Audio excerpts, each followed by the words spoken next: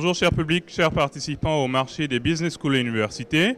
Vous qui nous suivez aussi en ligne à partir de notre site web mbsu.info ou de notre chaîne YouTube, bonjour à vous. Je suis Léon Sano, je suis MBA de l'ISC Business School Barcelone, ingénieur télécom. Je suis formateur à M2 Business School, qui est une école qui fait l'executive education ici à Abidjan. Je suis consultant. Donc ce matin, nous allons parler en fait des MBA ou Master of Business and Administration en tant qu'accélérateur de carrière. Donc nous aurons avec nous Monsieur Douan Bleu Hervé Ange, qui va nous faire en fait adresser la plupart des préoccupations qu'il a à propos d'un MBA. Il aura l'occasion de se présenter tout à l'heure. Et Ange Pété, d'accord, qui est MS de HEC Paris et qui va nous donner aussi la perspective d'une comparaison de MS, MBA, pourquoi HEC, pourquoi ISC, ou pourquoi une autre école des États-Unis. Donc ceci étant, nous allons passer directement à la présentation de mes deux invités de cette matinée. Donc Ange, est-ce que je peux te présenter à notre public de ce matin? Merci Léon, merci le MBSU pour l'invitation. Je me nomme Ange Pété, ancien d'HEC. J'ai fait le diplôme grande école d'HEC. Ensuite, j'ai fait une carrière aux États-Unis et en France. Et là, je suis rentré définitivement en Côte d'Ivoire pour essayer de voir ce qu'on peut faire pour aider le pays à passer à la phase de l'émergence. En gros, je vais échanger avec vous, comme l'a dit le modérateur, sur toutes les perspectives et les différentes comparaisons. Donc, je suis consultant. Merci. Merci Ange. Alors Hervé, qui es-tu? Bonjour à tous, je suis Douan Bleu Ange Hervé, je suis diplômé de l'INPHB Yamoussoukro, précisément de la filière travaux publics et bâtiments. Je suis aspirant MBA. Voilà, je prépare ma formation depuis la sortie d'école. Donc, je suis en perspective de passer mon GMAT, qui est un critère de sélection pour le MBA. Et donc, c'est l'occasion pour moi, devant des anciens et des personnes qui ont ouvert le chemin du MBA ou du MS, de poser toutes mes questions parce que j'ai beaucoup de préoccupations à ce niveau. Donc, c'est un peu moi, Douan Bleu Ange Hervé, qui vais vous poser beaucoup de questions. Voilà. Très bien Hervé, merci. Donc, on peut passer directement à l'acte. Quelles sont tes principales préoccupations ou quelle est la première de tes préoccupations à propos de MBA ou d'une étude à l'international? Merci beaucoup pour l'occasion que vous nous donnez de pouvoir vous poser ces questions. La première des préoccupations, c'est d'abord la qualité de l'école. Parce qu'aujourd'hui, lorsque nous sortons, pour nous qui avons eu la chance quand même de faire les écoles comme le lycée classique ou l'INPHB, on vise toujours le top niveau. Alors que maintenant, lorsqu'il s'agit des MBA, lorsqu'on parle du top 10 ou du top 20, il y a vraiment des conditions, des critères assez difficiles pour nous autres. Donc j'aimerais savoir, est-ce que pour faire MBA, il est obligatoire de le faire peut-être, ou bien vous nous conseillez de le faire dans un top 10, dans un top 20 ou bien dans un top 100, ça suffit. C'est-à-dire que est-ce que je dois pouvoir obligatoirement faire mon MBA à Harvard ou à Wharton ou à HEC au lieu peut-être de le faire dans une école comme Edinburgh Business School ou bien en Chine, etc. Est-ce que pour vous, en fonction de la qualité de l'école, le MBA a sa valeur? Ça, je voudrais le savoir. D'accord, je vais répondre à la question et ensuite Ange va répondre à la question. Il n'a pas cité ISC Business School quand même. Le modérateur de ISC Business School. Il faudra faire le MBA ISC Business School. En fonction en fait des critères, il y a différents niveaux de critères. Ils correspondent en fait au projet professionnel. Donc, lorsqu'on regarde ton profil, quelqu'un de brillant qui a fait le lycée classique, très bonne mention au bac, prépa, ingénieur travaux publics, qui est très féru des maths, qui est un professionnel de haut niveau. Donc, à la fin, lorsqu'on regarde ce profil, se dit, écoute, si je dois faire le choix de MBA, c'est un MBA de haut rang. C'est un MBA de haut rang. Donc après, il y a d'autres, j'imagine que tu vas faire les questions tout à l'heure de où est-ce que je le fais, est-ce que je le fais en Europe, est-ce que je le fais aux États-Unis, est-ce que je fais un MBA de 1 an, un MBA de 2 ans. Après, il y a différents aspects. Mais lorsqu'on a un profil tel que le tien, on ne peut pas lésigner sur les moyens et dire, écoute, je vais aller dans une école de rang B. Et pour moi, une école de rang A, c'est une école qui est dans le top 10. Donc dès l'instant où une école est dans le top 10, c'est une bonne école pour le MBA. Je ne sais pas quelle est la perspective de Ange. Oui, l'IF est dans le top 10, je vois, il prêche pour son école. Bon, HEC est dans le top 20, et 18e chez moi, en fait, l'MBA, je suis ancien HEC, donc bon, je vais te motiver à rentrer dans le MBA d'HEC.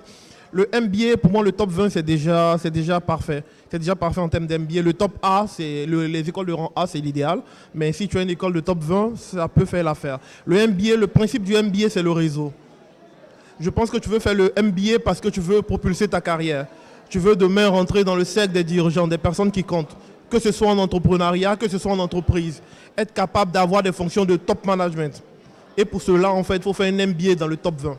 Parce que quand tu fais le MBA, non seulement à l'école, il y a des professeurs qui ont fait des entreprises très cotées. Tu as des amis qui viennent de tous les continents, de tous les pays du monde. Généralement, il y a pratiquement 70 nationalités sur le campus HEC. Et le plus important pour le MBA, c'est qu'est-ce que tu veux faire après.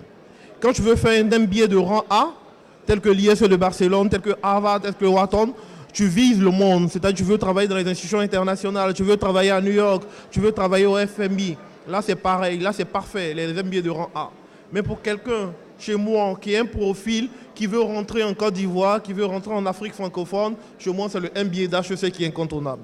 Parce que tu veux, en fait, travailler dans des entreprises qui te donnent la possibilité de pouvoir booster ta carrière. Tu veux travailler, je dis un exemple, à Bolloré ou à Bouygues.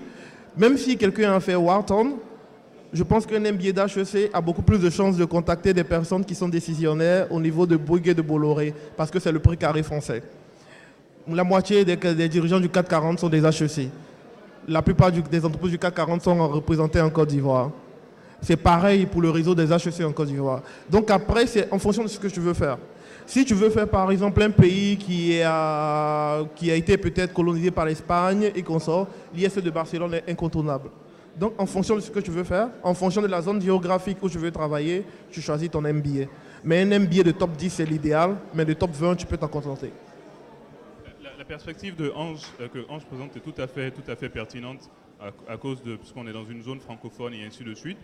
Quoi qu'elle est en train de changer, parce que de plus en plus, l'IEC, quand moi je postulais pour l'IEC, que je partais à l'IEC en 2011, l'IEC n'était pas connu à Abidjan.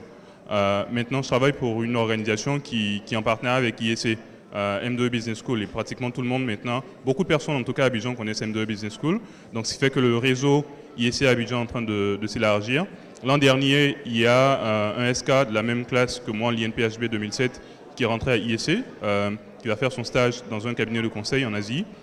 Et cette année, il y a quelqu'un qui part à IEC en septembre faire le MBA. Donc c'est-à-dire que la perspective est en train de changer, quoique l'école qui a le réseau le plus fort, le plus puissant à Abidjan, c'est HEC Paris. Et à cause de tout ce que Ange mentionnait en tant que réseau, en tant que force des entreprises ici à Abidjan, le fait de faire un MBA à HEC est aussi de qualité, c'est une raison de poids. Merci beaucoup déjà pour ces éclaircies. Ma seconde préoccupation, c'est au niveau de la méthodologie d'approche du MBA. Parce que pour faire le MBA, il y a des critères qui vous sont demandés. Moi, j'aimerais savoir, vous, pour votre expérience, faut-il d'abord se préparer, faire son GMAT ou son TOEFL avant peut-être de choisir son école, ou bien viser d'abord l'école et en fonction de cela se préparer? Parce qu'on a j'ai vraiment eu ce problème-là. J'étais confronté à ce problème parce qu'il m'arrive souvent que je vise une école. Mais lorsque je commence à préparer mon GMAT, et je me dis que je ne suis pas vraiment prêt parce que, par exemple, pour une école comme Harvard, on va vous demander peut-être 700 au GMAT. Mais dans ma préparation, je me rends compte que... Minimum. Voilà, un minimum, effectivement. Dans ma préparation, je me rends souvent compte que je suis autour de 550, 600. Est-ce que je peux rentrer à Harvard avec ça? Donc, qu'est-ce que je dois faire? Je dois d'abord passer mon GMAT, ensuite peut-être choisir l'école, ou bien choisir l'école et travailler mon GMAT. C'est vraiment une question de méthodologie. Si vous avez peut-être des secrets pour nous. Dans mon raisonnement, en fait, c'est la même perspective de quelqu'un d'aussi brillant comme tu l'es avec le parcours que je sais que tu as. Il faut avoir un très bon GMAT. Et la chose, c'est que le GMAT est très difficile, surtout à cause de la barrière de la langue. Pour quelqu'un qui a beaucoup d'aptitudes en mathématiques et tout ça, la partie quantitative, mathématiques et tout ça, c'est pas compliqué. Ce qui est assez difficile, c'est la partie du test qui est relative aux aptitudes verbales. Et aptitudes verbales en anglais, donc c'est un anglais assez poussé. Ma recommandation à ceux avec qui je parle de plus en plus, c'est écoute, prépare ton GMAT quand tu es en fin d'année académique, c'est-à-dire en dernière classe d'ingénieur et ainsi de suite. Le GMAT, il est valable pour 5 ans. Et il est assez difficile de rendre compatible la préparation pour le GMAT avec le travail. Ça demande pas mal de sacrifices. En moyenne, pour quelqu'un qui a... Bon, on a vu le cas que je mentionnais tout à l'heure de Guy Abel Didia qui va faire le MBA à IEC Business School, qui est un cas assez atypique. Je n'ai pas encore vu ce cas à Abidjan, qui a préparé son GMAT en 6 mois. Mais il le faisait full-time, il bossait en moyenne 6 heures par jour, du lundi au samedi. Donc lorsqu'on travaille, parce que ça faisait un moment qu'il avait arrêté de travailler, il était devenu entrepreneur, lorsqu'on travaille, c'est difficile de mobiliser 6 heures par jour et se préparer pour le GMAT. La deuxième chose, c'est d'avoir un très bon niveau d'anglais. Il bossait pour une multinationale avant de partir pour son MBA. C'est aussi mon cas. La langue officielle de travail était l'anglais. J'avais déjà un très bon niveau d'anglais avant de partir pour le MBA. Donc, ce sont des prérequis. Ce que je vois et ce que je recommande aux personnes qui veulent se préparer pour le GMAT, c'est un minimum de 12 mois, même voire 18 mois pour la préparation du GMAT, suivant une méthodologie très bien dessinée, très claire. Et avec la possibilité d'avoir un coach ou quelqu'un avec qui vous pouvez travailler ensemble pour pouvoir revoir toute la méthodologie de travail. Donc, Harvard, 700, c'est le floor, c'est-à-dire c'est la base. Il faut viser 720, 730. Et c'est très difficile, surtout à cause de la maîtrise de la langue. Ok. Et effectivement, c'est ce que Léon vient de dire. Le plus important dans ta structuration, c'est de préparer ton DMAT. Et tu vises 700, 720 pour avoir toutes les écoles et avoir toutes les chances de ton côté. Ne te gêne pas, le DMAT dure 5 ans. Tu peux prendre 2 ans, 3 ans pour préparer. Tu connais ton objectif. Tu sais que tu veux rentrer soit à Harvard, soit à Wharton, soit à l'ISE, les top écoles. Donc tu prends ton temps. Tu prépares, tu passes par des entreprises de préparation. Il y a Kaplan, il y a plusieurs entreprises maintenant en Côte d'Ivoire qui vous aident à préparer ces concours. Tu sais que ça va changer ta carrière, ça va changer ta vie, ça va te propulser dans une autre dimension. Donc je pense qu'aucun sacrifice n'est vain.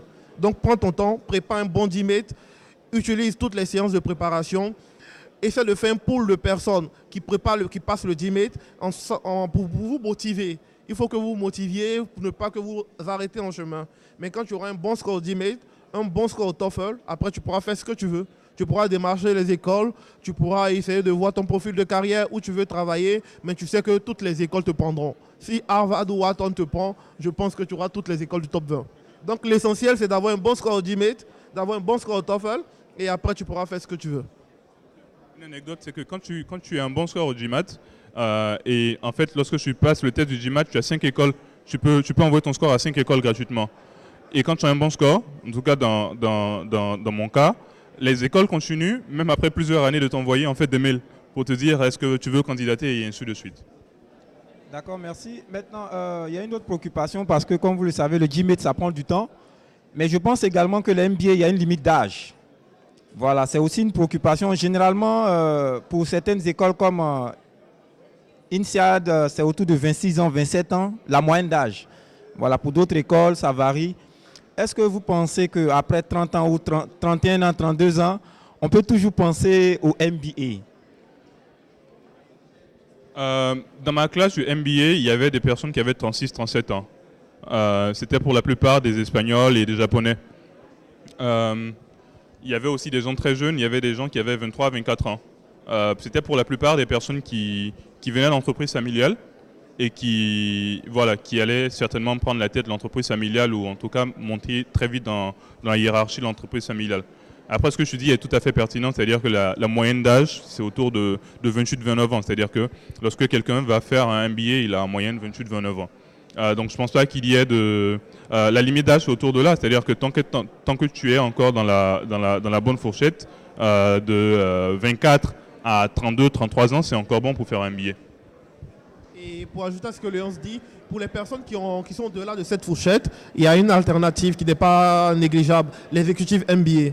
Ou bien les formations exécutives. À HEC, comme à l'ISE, comme à l'INSEAD, il y a toujours des exécutives. C'est pour des personnes qui ont plus de 35 ans, plus de 40 ans. Il y a des personnes même qui ont 60 ans qui veulent faire une activité associative. Ils font un exécutif MBA. C'est pour des personnes très expérimentées, les top dirigeants qui cherchent à intégrer un réseau ou bien qui cherchent à réorienter leur carrière. Mais c'est pour les personnes très âgées qui dépassent en fait ce carcan d'âge dans lequel tous les MBA s'inscrivent. Et les formations sont de même qualité que les MBA. D'accord. Maintenant, parlons un peu du financement du MBA. Parce qu'aujourd'hui, vous avez des MBA qui varient entre 40 000 $ et souvent, pour certaines écoles, 100 000 $. Bon, quel conseil? Parce que très souvent, pour nous, ça constitue un peu un frein. Voilà, parce que tu te dis, tu vas travailler à obtenir ton GMAT, 700, disons 600 à 700 points. Tu vas travailler sur ton TOEFL, tu vas passer pratiquement 6 heures par jour à travailler. Et juste après, tu rentres dans une école comme Harvard et par malchance, tu n'as pas pu avoir un scholarship, une bourse. 40 000 à 100 000 $, c'est 50 millions de francs CFA. Voilà, ce n'est pas vraiment pour toutes les bourses. Donc, quel conseil vous pouvez nous donner pour que vraiment le financement du MBA ne soit pas pour nous un frein? C'est comme ce qu'on dit à la plupart des entrepreneurs, c'est-à-dire que si le montant des investissements doit être un frein, tu ne vas jamais lancer ton entreprise. On voit ce qu'est Facebook, tous les investissements qu'il y a dans Facebook. Si Zuckerberg devait dire, écoute, il faut investir des milliards de dollars pour développer Facebook, il ne serait jamais lancé. Un bon MBA coûte cher, c'est clair. Celui de ISC fait 70 000 €. C'est beaucoup d'argent. Mais le premier élément, c'est le GMAT. Si tu as un bon score au GMAT, c'est un élément capital. Ensuite, si tu as un bon dossier, c'est un élément très intéressant. Après, les moyens de financement du MBA, la plupart des top écoles offrent des bourses sur la base du mérite. Ok. Ce que je sais du MBA de ISC, en plus des bourses, ISC est en partenariat avec une banque par le fait d'être admis, la banque garantit pratiquement le fait de faire un prêt qui est remboursable sur 7 ans. Un taux qui est très bon par rapport à nos standards ici en Afrique. Donc c'est immédiat, c'est-à-dire que l'école vous accompagne pour avoir un prêt auprès de cette banque. Le montant de la bourse est autour de, ça peut aller entre 25 et 50% de la scolarité. Donc évidemment, lorsqu'on veut faire un MBA, la chose c'est que dès qu'on est admis, il faut réserver sa place. Donc il faut prévoir en fait 15 000 € à débourser dans les 2 ou 3 mois qui suivent l'admission. Et ensuite faire les démarches. Il y a la Fondation Bénian qui est ici en Côte d'Ivoire. Et l'importance d'avoir la Fondation Bénian, c'est déjà se dire, écoute, il y a une institution qui pourra m'aider à avoir au moins une bourse de l'ordre de 8 000 €, qui c'est déjà pas mal. Ces 8 000 €, si on les a, la Fondation Bénian, ça nous garantit au moins les frais de vie sur 1 an. C'est déjà quelque chose de pas négligeable. Ok. En termes de financement, comme l'a dit Léonce, il ne faut pas regarder, le financement ne doit pas être un frein. Sinon, nous, on n'allait jamais faire des top business schools. Moi, je suis de famille modeste, comme je le dis, mais j'ai pu aller dans une business school. L'essentiel, c'est d'avoir un bon score. Tu as une bonne école, tu as une école de rang A. Rares sont les personnes qui ont une école de rang A qui restent en fait en Côte d'Ivoire. Il y a la Fondation Bénian, il y a le gouvernement ivoirien, il y a la présidence. Tu prends ton bâton de pèlerin et tu vas trouver un financement. Par exemple, je sais qu'il y a de cela 6 mois, la CIB a mis en place un prêt spécifique pour tous ceux qui sont admis à HEC et qui pourront avoir un prêt sous garantie de la CIB en fait. Donc il y a ces différents moyens de financement et même au niveau d'HEC, il y a des partenariats avec la BNP, la Société Générale où tu peux prendre des prêts. Donc l'essentiel c'est d'avoir ton école. Quand tu auras une bonne école, et je dis bien une bonne école, si tu as une école du top 80, c'est pas sûr que tu aies un financement, ça serait beaucoup plus difficile. Mais si tu as Harvard ou bien Wharton, ça parle quoi. Je crois que tu ne resteras pas. Si tu as l'IS, tu ne resteras pas. Si tu as le MBA d'HEC, tu ne resteras pas. Donc, l'école ne regarde pas au financement et ensuite le financement viendra de soi-même. Il y a des aides, tu prendras ton bâton de pèlerin, celui-là te donnera 1 million, 2 millions, 3 millions par là. Et j'en connais des personnes, c'est comme ça ils ont fait. Elles ont constitué leur pool de financement avec un prêt bancaire et elles ont rentabilisé le financement en moins d'1 an de scolarité. Des gens qui travaillent dans la finance, par exemple, en moins d'1 an, ils rentabilisent avec leur bonus du mois à Londres, leur bonus de l'année à Londres. Donc, ce n'est pas le financement qui est le problème. Après, tu seras capable de rentabiliser tous les prêts que tu auras pris parce que ça va booster ta carrière. Merci. Je veux maintenant qu'on parle un peu du Master of Science. Bon, c'est vrai que ce n'est pas trop connu chez nous ici. Bon, je ne sais pas si c'est ça que le Master Pro. Oui, c'est le Master Grande École. Master grande école. Le Master of Science et le Master grande école. Pour résumer les programmes, je pense que tu t'y connais bien. Les business schools ont des programmes standards similaires. Il y a le Master of Science, qui est le diplôme grande école. Et il y a les masters spécialisés qui durent 2 ans ou 3 ans si tu fais une année de césure. C'est ce que j'ai fait, le Master grande école. Et c'est pour des personnes généralement qui finissent l'école, un diplôme d'ingénieur et qui ont entre 1 et 3 ans d'expérience professionnelle. C'est conseillé de faire le master grande école ou le master spécialisé.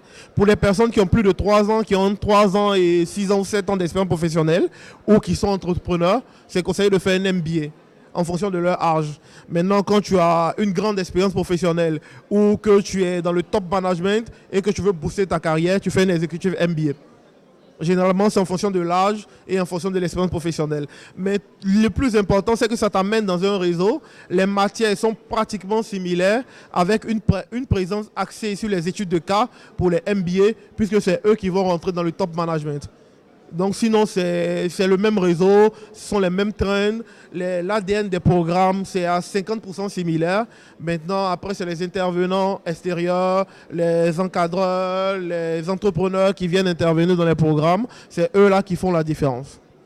Et la perspective, en fait, du contenu d'un MBA, parce que moi, quelqu'un va me dire, écoute, moi, je viens de sortir de l'école, j'ai 1 an, 2 ans d'expérience, je vais faire un MBA. C'est no way. C'est pas la peine, oublie. Pourquoi? Parce que dans un MBA, en fait, ce qu'on essaie de faire, on essaie d'apprendre à décider, on essaie de se préparer pour des postes de haute direction.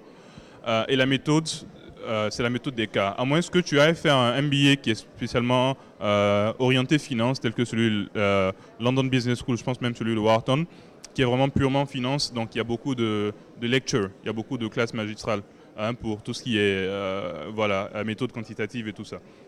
Pour les MBA qui sont orientés General Management, il y a beaucoup d'études de cas.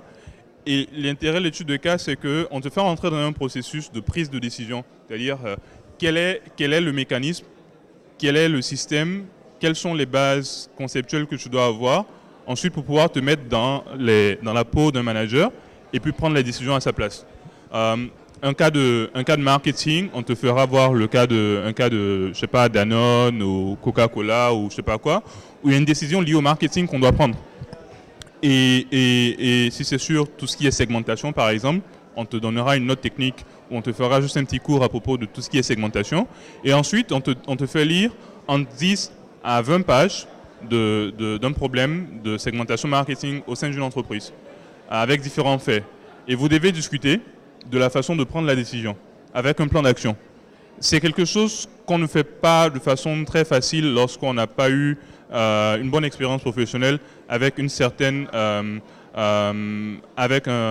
niveau de responsabilité. Parce qu'on le fait encore de façon théorique, et lorsqu'on retourne en entreprise, on se dit « Ah, mais je comprends maintenant ce que je faisais ».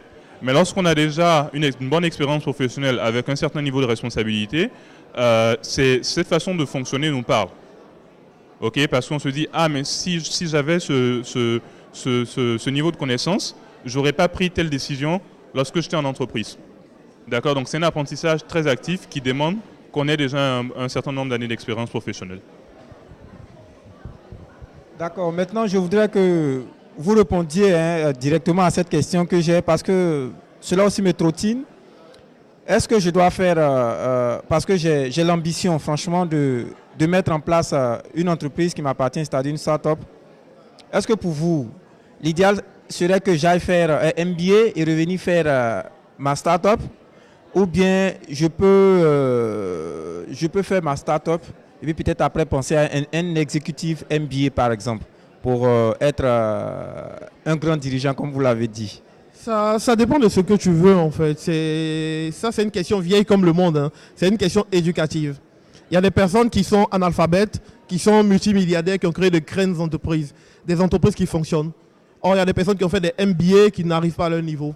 En fait, le MBA, comme la grande école, comme toutes ces formations, te donne un plus, te donne un réseau, te donne une méthodologie, te donne une structuration. Donc, c'est plus facile de réussir.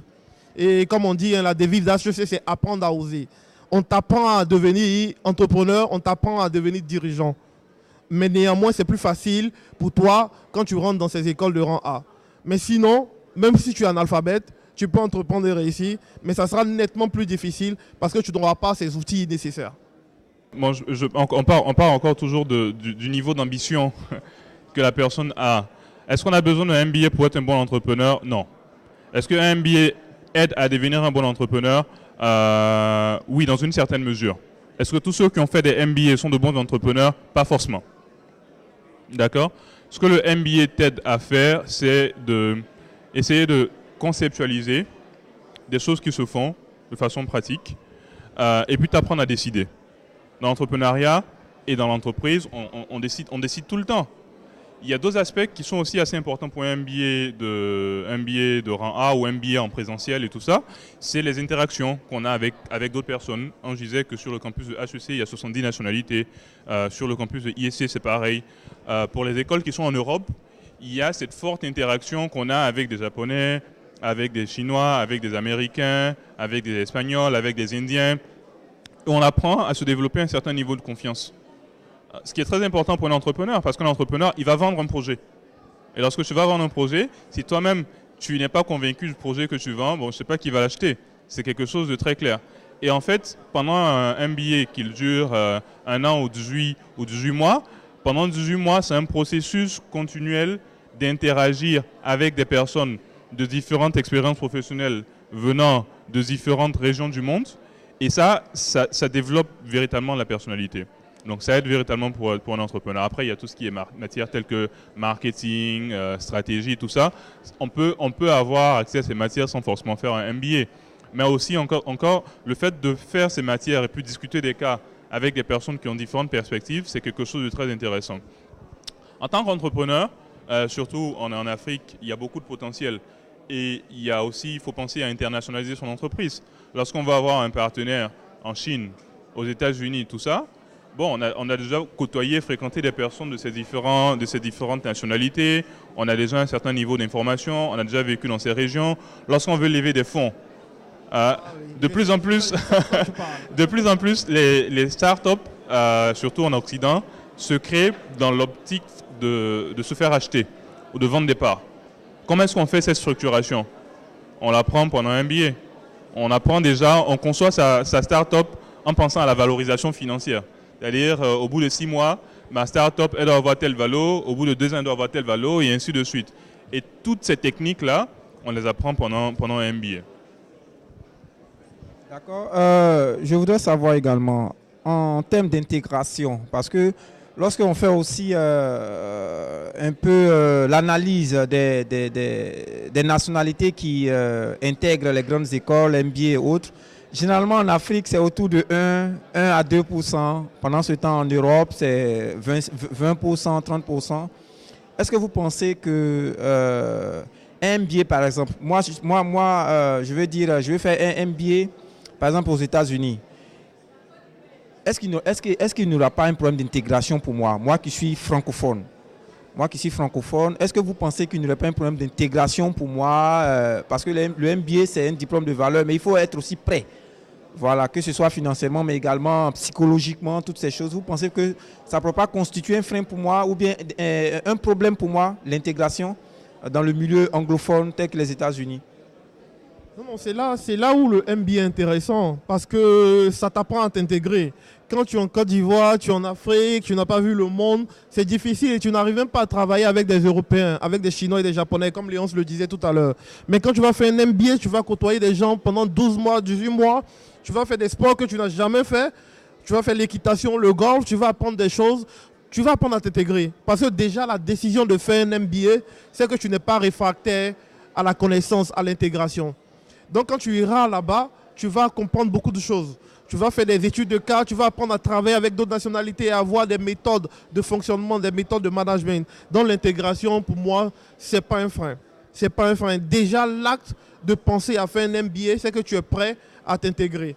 Tu es prêt à accepter les autres, tu es prêt à accepter d'autres méthodes de travaux. Il n'y a pas un problème d'intégration. C'est parce qu'en fait, les Occidentaux, ils sont un peu en avance sur nous. Ils savent qu'une bonne formation, ça coûte cher. Et ils savent ce qu'ils vont obtenir après. Ici en Côte d'Ivoire, quelqu'un de ton profil, c'est rare qu'ils veulent faire un MBA. Il préfère, s'il a 50 millions, il a 100 millions, il préfère faire la Java ou mettre ça dans l'immobilier ou bien, je ne sais pas, faire autre chose. l'Occident, la personne française ou bien la personne américaine, elle va dire quoi? J'ai 50 millions, j'ai fait des économies pendant 3 ans, je vais me payer un bon MBA. Après ça, je vais tripler ma rémunération, je vais tripler mon salaire. Ils ont déjà cette connaissance-là, ils ont cette vision de la vie. Or, nous, on n'a pas encore cette vision de la vie. C'est ce qui fait en fait qu'il y a très peu de personnes qui font des MBA en Afrique et qui sont intéressants par les MBA. C'est une question d'information et puis une question d'information sur ce que tu peux gagner en faisant l'MBA. Sinon, je pense que tout le monde peut faire un MBA. Donc, il y a des initiatives à Abidjan pour... En fait, la difficulté pour les Africains, c'est la préparation. Il y a des statistiques du GMAT, l'organisation qui organise le GMAT, qui dit en fait, les Africains, c'est 2 semaines ou 3 semaines avant le GMAT qu'ils se préparent et ils vont passer. Et après, ils sont surpris en fait qu'ils n'ont pas un bon score. Pour avoir un bon score au GMAT, comme je le disais de mon expérience, c'est beaucoup de temps de préparation. Les Africains, en fait, n'ont pas l'habitude de se préparer. Je pense que c'est tout, c'est la magie, c'est la matière grise. Soit on est intelligent, soit on n'est pas intelligent. Les gens qui ne sont pas intelligents comme ça, mais qui ne sont pas intelligents, c'est-à-dire qui sont intelligents ou moins intelligents que d'autres en termes de QI, mais qui ont besoin de plus de préparation. Donc, à la fin, l'effort en fait, de préparation, même pour le MBA, il se prépare déjà à faire un MBA. C'est-à-dire qu'il développe la personnalité parce on apprend à faire un plan de travail pour un test d'admission dans une école. Et c'est très intelligent cet aspect-là parce que les écoles veulent sélectionner des gens qui savent se préparer. C'est un premier niveau de filtre. Et les Africains en général ne savent pas se préparer. La deuxième chose, c'est qu'il n'y a pas de structure de préparation. Il commence à en avoir, c'est les organisateurs de ce forum MBSU TG Master, un centre de préparation, commence à avoir de plus en plus de candidats qui se préparent au GMAT, qui se préparent au TAJMAJ et tout ça, donc c'est un autre facteur qu'il y a. Après, en termes d'intégration, je n'ai pas fait de MBA aux États-Unis, c'est plutôt en Europe, j'ai plutôt la perspective d'Europe. Mais en 2013, j'avais déjà organisé une rencontre avec des gens de TUC aux États-Unis et la perspective était celle-là. Moi, ce que je comprends de MBA en Europe, c'est que la plupart des participants viennent d'autres parties du monde, donc ils ne sont pas chez eux. Donc il y a aussi une forte symbiose qui se crée. Aux États-Unis, c'est que 70-80% et peut-être plus de ceux qui font le MBA sont des Américains qui vivent chez eux. Lorsqu'on n'est pas chez soi, donc à la fin on vit un peu, peut-être comme dans une bulle, parce qu'on est toujours avec ses copains de classe et ainsi de suite, donc on forme une ville dans la ville. D'accord, donc c'est beaucoup plus facile de s'intégrer. Mais après ce que Ange dit, c'est que l'école met les moyens pour pouvoir s'intégrer de façon très poussée. Donc il nous reste très peu de temps, je pense qu'il nous reste 2 minutes. Hein? 2 minutes, donc Ange, juste une dernière question rapide et puis Hervé, et puis Ange et moi allons te répondre en un mot. D'accord. Moi, par exemple, j'ai le profil d'un ingénieur bâtiment travaux publics. C'est beaucoup de technique. Mais est-ce que vous pensez que, parce que je me rends compte que j'ai d'autres capacités qui peuvent aller au-delà même de tout ce qui est bâtiment travaux publics, c'est-à-dire peut-être la gestion, la communication. Vous pensez raisonnablement que le MBA peut me donner les arguments nécessaires peut-être pour changer de carrière pratiquement? Parce que c'est vraiment ce que je vise. Est-ce que le MBA peut répondre à cette préoccupation que j'ai, c'est-à-dire changer de carrière? Je ne veux plus être un technicien, mais vraiment être un bon manager. Je donne mon expérience à moi. Je suis géologue de formation. J'ai fait la géologie, j'étais en thèse de télédétection. Je suis arrivé à HEC et mon dernier emploi, j'étais à la direction financière d'une grande banque en France. Donc tout est possible quand tu fais ces formations-là. Il y a d'autres en fait qui étaient gestionnaires. Ils ont fait ces écoles-là, ils ont terminé prêtres, par exemple. On t'apprend à devenir quelqu'un à très bien faire ce que tu fais et avoir tes relations, le réseau nécessaire pour pouvoir vraiment performer dans la vie. Donc tu as sur ce panel en fait 2 personnes qui sont des techniciens à l'origine, je suis ingénieur télécom. Après la carrière, on veut devenir très tôt soit expert technique ou manager. Ok, donc si tu veux devenir manager, un MBA c'est un bon accélérateur de carrière. Voilà, très bien. Merci à Hervé. Merci à Ange Pété pour leur perspective. J'espère que vous avez reçu la plupart des réponses à vos questions à propos des MBA. Vous pouvez nous contacter à partir du site aussi mbsu.info et à très bientôt. Au revoir.